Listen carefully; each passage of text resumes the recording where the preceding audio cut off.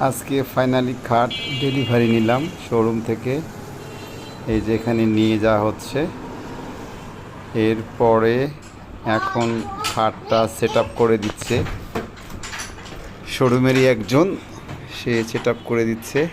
Set up করে দেওয়ার পরে ফাইনাল লুকটা এরকম হয়েছে। হ্যাঁ,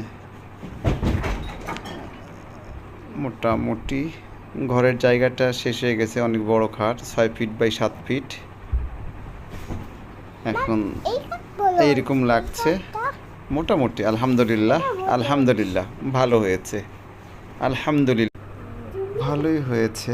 দেখা যাক কতদিন লাস্টিং করে। আলহামদুলিল্লাহ কতদিন ব্যবহার করতে পারি। আর এমনিতেই রুমটা অনেক ছোট, তার মধ্যে খাট রাখার পরে অনেক ছোট হয়ে গেছে জায়গাটা।